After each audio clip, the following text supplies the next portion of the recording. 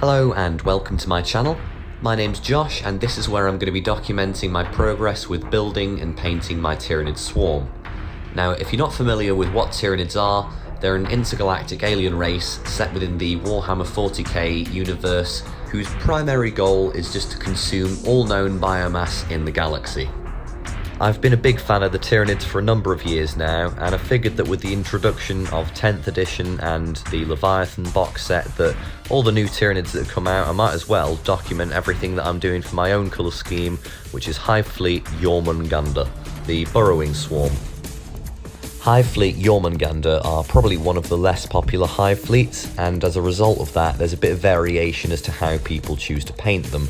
Some people choosing to do this kind of block yellow for the carapace, others having black with a yellow highlight on the end of each segment.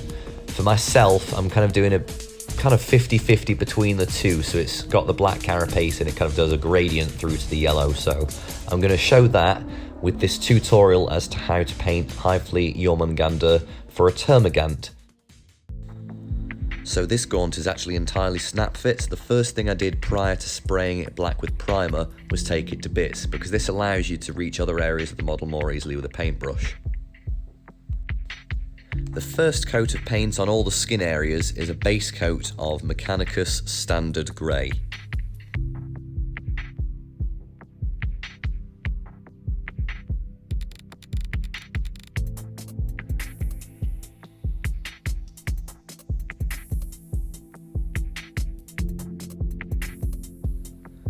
Once that's dried, apply a layer of the contrast paint Basilicanum Grey onto the skin.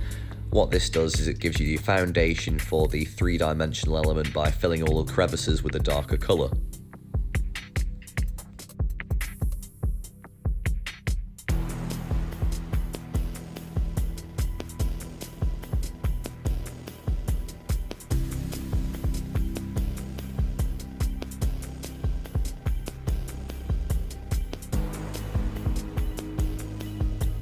Once this is dried, dry brush with a 50-50 mix of Corax White and Mechanicus Standard Grey.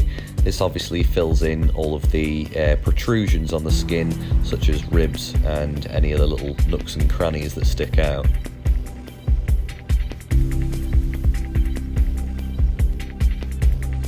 After this, I do a second lighter dry brush of 2 parts Corax White to 1 part Mechanicus Standard Grey. This is just to highlight the most prominent protrusions.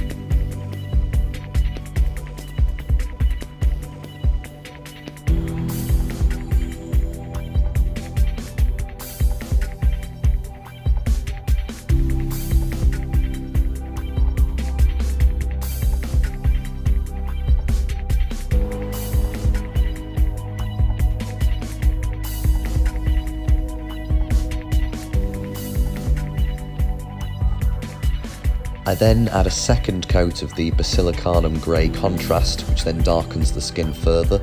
The more layers of depth that you add to the skin and different tones, the more realistic it's going to look. So I do this to get this kind of result, and then we add a second dry brush of the mix of the white and the grey again, just to pick out the protrusions once more. The more you keep repeating this step, the more depth you're going to get.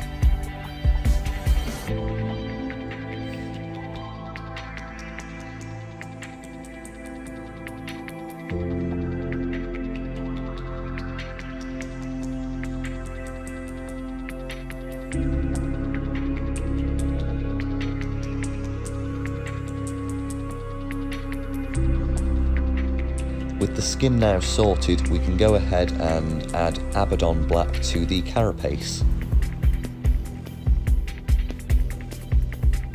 I base coat all of the teeth, hooves, claws and talons and that kind of thing with Xandri dust.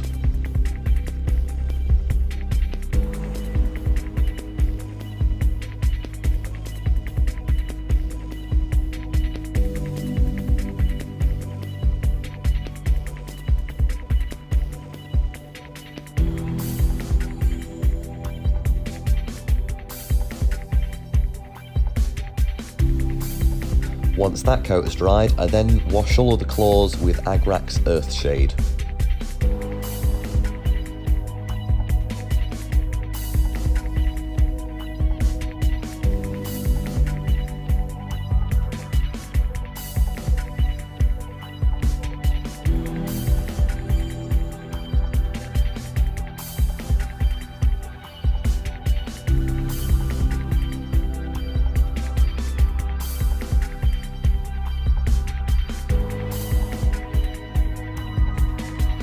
Next, I paint about 3/4 of each carapace segment with Avalon Sunset, just leaving the start of each carapace segment as the original black colour.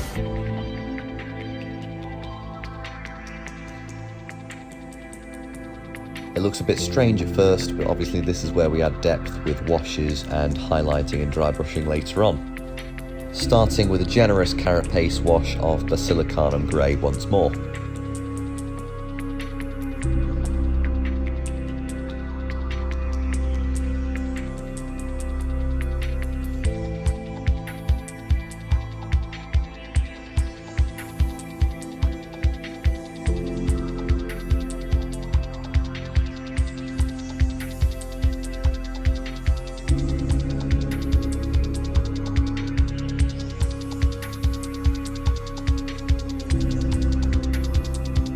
Once this has dried, you can then either use highlighting or dry brushing to apply Avalon Sunset back onto the carapace, but not taking up quite as much of the same segment space, obviously allowing you to have a bit of a gradient where you've darkened the previous layer of yellow.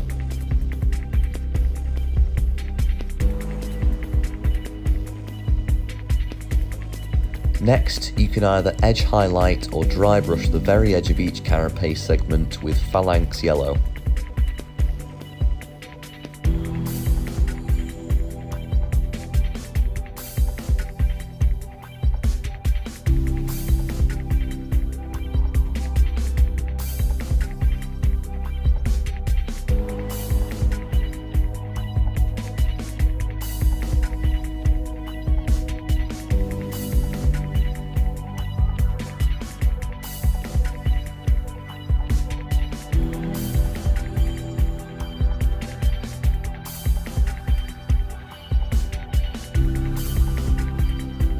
We'll come back to the carapace and the claws in a little while, but for the time being we'll apply Thousand Suns Blue to the tongue and to the other fleshy exposed areas such as the cylinder segments on the flesh borer rifle.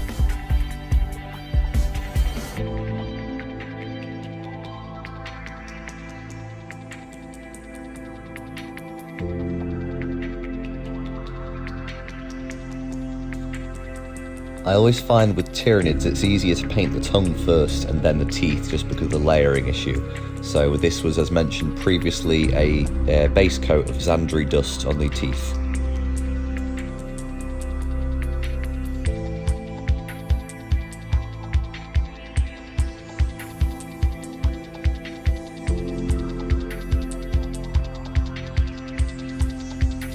Next, all the fleshy blue areas are given a glossy shade of Tyran Blue.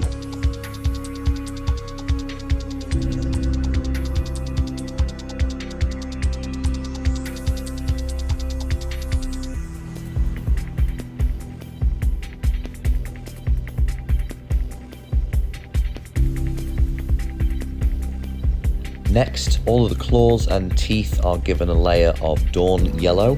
This is done in such a way to make it go from darker to lighter towards the tip of each claw. You can either do this as layering or as dry brushing.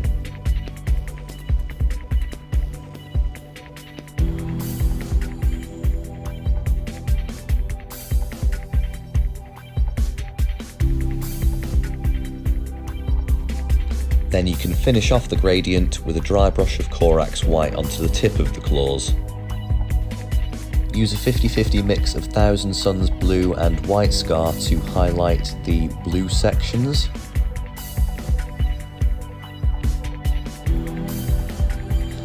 Now we're going to go back to that Basilicanum Grey contrast and give the slightest little coat over the carapace, just to darken it down ever so slightly, just add a little bit of texture to it.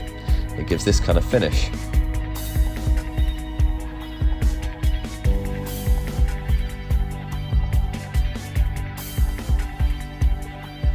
This is pretty much it for the actual Termagant itself. However, there is still the base to do, and as you can see, I've added the technical texture Armageddon Dunes to the base.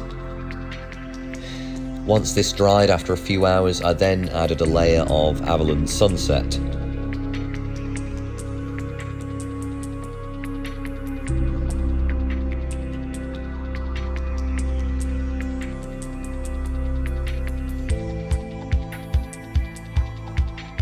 darken this down with Agrax Earthshade.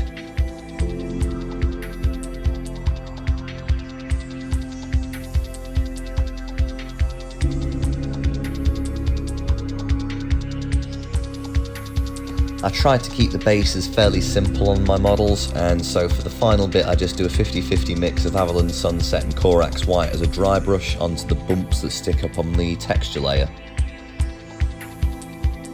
Then for the final finishing touch, just add a few pieces of Mordian corpse grass with PVA glue, and there we have it. One finished Termagant for Hive Fleet Jormungandr.